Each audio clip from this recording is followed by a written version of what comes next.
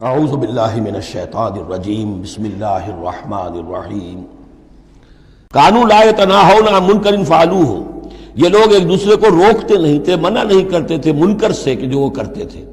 جس معاشرے میں سے یہ نہیں عن المنکر ختم ہو جائے گا، پھر معاشرہ پورا کا پورا سڈاس بن جائے گا۔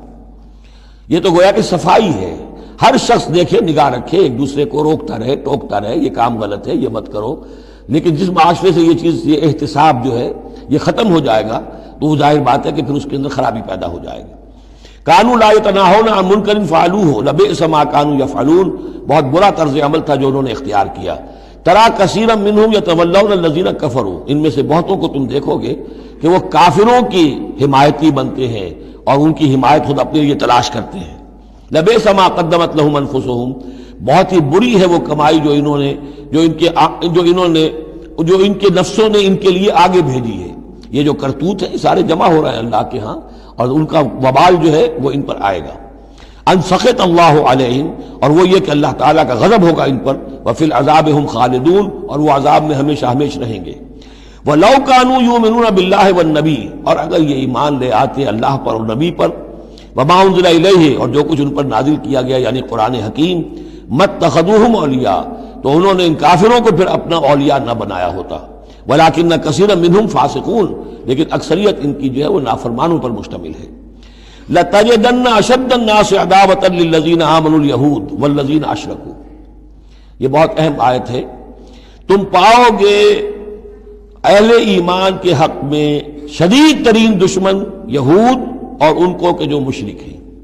مشرک مکہ وہ بھی تھے، لیکن واقعہ یہ ہے کہ ان کی دشمنی بھی کم سے کم یہ کہ کھلی تھی، ظاہر تھی، باہر تھی، سامنے سے حملہ کرتے تھے، لیکن یہ کہ بدترین دشمنی جو تھی آستین کے سانپ بن کر اور سازشی انداز میں نقصان پہنچانے میں ان سے کہیں بڑھ گئے یہود۔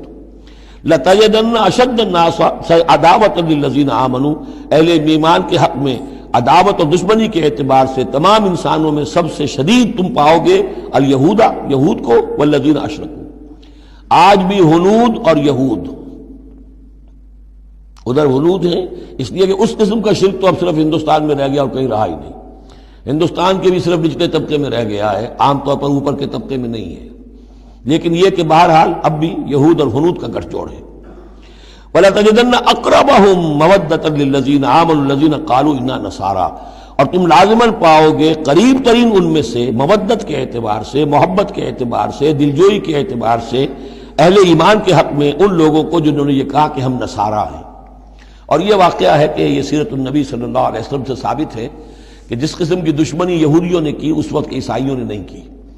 حضرت نجاشی نے مسلمانوں کو پناہ دی، مقوقس شاہ مصر نے بھی حضور کی خدمت میں ہدیے بھیجے، ہرقل نے بھی حضور کا جو نامہ بر گیا تھا اس کی عزت کی، احترام کیا، چاہتا بھی تھا کہ اگر میری پوری قوم مان لے تو ہم اسلام قبول کر لیں۔ نجران کے عیسائی آئے، مان کر تو نہیں گئے، لیکن یہ کہ وہ میں آپ کو بتا چکا ہوں کہ بڑے بھائی نے چھوٹے کو ڈانٹا اور کہا کہ یہ تو ہے تو وہ نبی ہی، ہم نہیں، لیکن ہم کیا کریں، ہمارے پاؤں میں جو ہے وہ سونے کی زنجیریں پڑی ہوئی ہیں رومی بادشاہوں کی طرف سے، ہمارے یہ اعزازات اور مفادات ختم ہو جائیں گے۔ لیکن ان کی طرف سے جس کو کہا جائے کہ کوئی بٹر مخالفت، کوئی سخت جو ہے وہ نہیں ہوئی، جبکہ یہود کی طرف سے شدید ترین دشمنی ہوئی۔ ذالک بان منہم قسیسین و رہبان، اور یہ اس لیے ہے کہ ان میں ہے موجود عالم بھی اور درویش بھی، یعنی ان میں علماء حقانی بھی ابھی موجود تھے اور ان میں درویش بھی جو واقعی اللہ والے تھے وہ بھی موجود تھے۔ بحیرہ راہب تھا جس نے حضور کو پہچانا ہے بچپن کے اندر۔ اسی طریقے سے آپ کو معلوم ہے کہ جن کی تصدیق جنہوں نے کی ہے سب سے پہلے ورقہ ابن نوفل، تو وہ عیسائی ہو کر آ گئے تھے نا، تھے تو عرب کے رہنے والے، لیکن یہ کہ وہ حق کی تلاش میں شام گئے اور عیسائیت اختیار کی تھی۔ کانا یکتب التوراۃ بالعبرانیہ، وہ عبرانی زبان میں تو تورات لکھا کرتے تھے۔ انہوں نے تصدیق کی کہ ہاں یہ وہی ناموس ہے کہ جو ہے محمد آپ پر نازل ہوا ہے، جو کبھی موسیٰ اور عیسیٰ پر نازل ہوا تھا۔ تو ان کے اندر قسیس تھے، رہبان تھے۔ وَأَنَّهُمْ لَا يَسْتَكْبِرُونَ، اور یہ اس لیے ہے کہ وہ استکبار نہیں کرتے، تکبر نہیں کرتے۔ اب نہیں ملیں گے آپ کو یہ دور ختم ہو چکا ہے، یہ کہ اس وقت کے دور کی بات ہے جبکہ قرآن نازل ہو رہا تھا۔ اس کے بعد جو صورت بدلی ہے، پھر کروسیڈز کے اندر جو وحشت اور بربریت جو ہے عیسائیوں کی طرف سے آئی ہے، اور عیسائی علماء نے اور ان کے مذہبی پیشواؤں نے جس طریقے سے کہ خون کی ہولی کھیلی ہے اور کھلوائی ہے اپنی قوم سے، وہ تو واقعہ یہ ہے کہ تاریخ کا بہت ہی بدنما داغ ہے۔ وَإِذَا سَمِعُوا مَا أُنزِلَ إِلَى الرَّسُولِ، اور جب انہوں نے سنا وہ چیز کہ جو رسول پر نازل کی گئی تھی. یہ اصل میں ایک وفد آیا تھا 70 افراد کا کہ جو آیا تھا حبشہ سے. کچھ نو مسلم تھے جو وہاں پر گئے تھے صحابہ، وہ ہجرت کر کے کچھ عرصے رہے تو ان کے ذریعے سے کچھ لوگوں تک اسلام پہنچ گیا تھا. پھر یہ کہ وہ مدینے میں جب اسلام کو غلبہ ہو گیا ہے اور اب امن ہو گیا ہے تو ان کا ایک وفد آیا تھا.